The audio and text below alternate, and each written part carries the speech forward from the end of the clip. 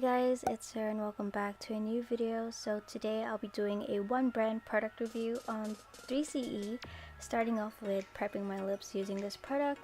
It has a very tacky, thick consistency, so in terms of application I just apply that very lightly and onto the base. I've been quite obsessed with this product for a bit because it does give a very illuminating gloss skin like finish, and it's very balmy, oily, and tacky in consistency and formula. So after using it for quite a bit, I figured the best way to apply it without really getting it on my hands is just to use a brush or a sponge.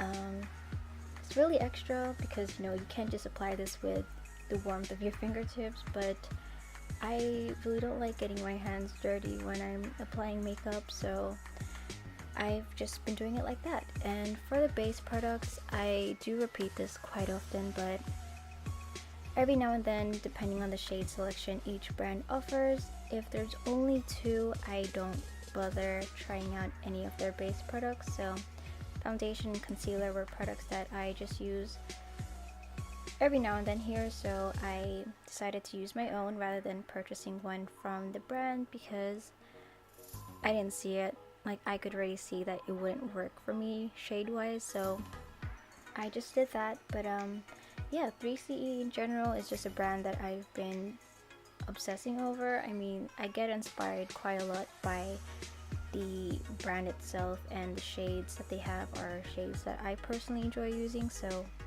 I'm glad that I finally had the chance to try it out because it's just such a good brand, but it's so expensive. And yeah, I mean, majority of these products that I purchase I actually like, so I'm really glad about that. And the powder in particular is something that I enjoy quite a lot for its formula. It smells like baby powder and it makes your skin look very flawless and baby smooth. The only downside would be the packaging. It's a little bit hard to open the compartment with the puff, and also what was I gonna say? Yeah, I totally forgot what I was gonna say. Moving on to the hairline shadow, this is one particular product from everything that I purchased that I use on a daily. It is a hairline shadow, but I did purchase this with the intention to use this for my eyebrows, and I don't really take too long to fill in my brows. This whole part for my brows are quite raw, so it only takes less than 2 minutes to fill in one brow. And because it is a powder product, it's very easy for me to apply and blend. It's super pigmented, and it's a very neutral, cool tone shade, so it matches well with anyone who has very dark hair. And there's a lot of use out of this product. I can use it for contouring or for hairline shadow like what it's meant to be, or for some contouring on the eyes for eyeshadow. It's very pigmented and it works all over the face, so this is one particular product that I've been enjoying quite a lot.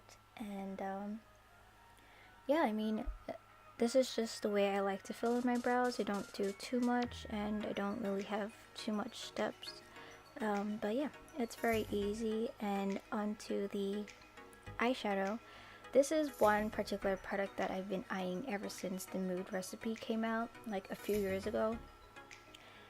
These have colors that I personally enjoy, which are like brick colors or very light soft browns.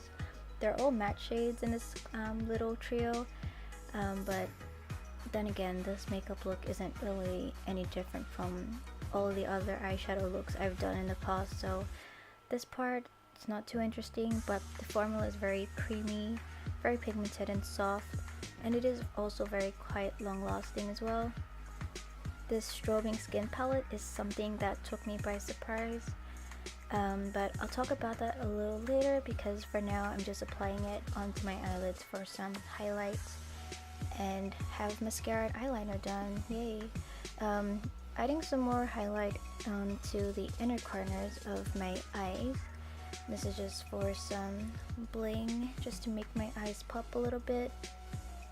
But this eye switch product is something that I've been starting to get obsessed with. A little bit sad I didn't buy the other shade that had a little bit more chunkier size glitters, but this is very nice on the eyes and I've liked that so far. So back to the hairline shadow.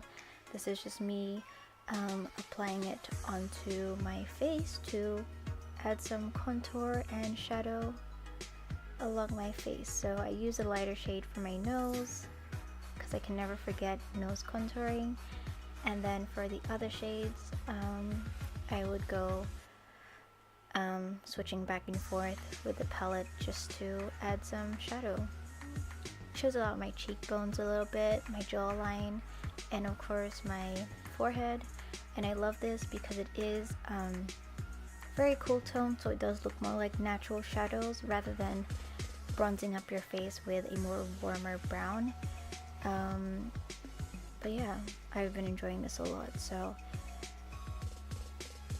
onto the actual contouring tuning palette in the shade Tawny. This is a little bit more warm for my skin tone, so I do use it more as like a bronzer or kind of like a very warm blush. It just works better that way, but again, if I did want it to warm up my entire face, I could use this all over, but with the way I use this, I kind of just use it like a blush and a little transition for the contour so it doesn't look too heavy. But yeah, formula wise, this is very pigmented, soft, and blendable as well, so I also have been enjoying that. I'm using the lighter shade, which is, oh, this entire palette is matte by the way, so the highlighting shade is a really nice base for your eyeshadow or for a more natural highlight that doesn't have sparkles if you don't like highlighters with a very strobing like formula like this. But this palette was one that took me by surprise. It's one of the most pigmented highlighting palettes that I've ever tried from a Korean brand, and even if you apply this very light-handedly, it's still really pigmented. It's not too chunky, so on textured skin it won't be too bad, but then again, just apply it very light-handedly if that's your concern. Onto the lips, this product, it has a very nice soft airy matte finish, but longevity wise it's not that great, but it is very easy to blend, so if you're bothered to reapply it, go for it. But I mean, this color is just really pretty and it's been my go-to color lately, so I don't mind the whole longevity of it because the color and the finish of it is really pretty. And I've also tried this as a blush lately and it works pretty nicely as well, very long lasting on the cheeks. So yeah, I think that's it for today's video. Hopefully you guys enjoyed this.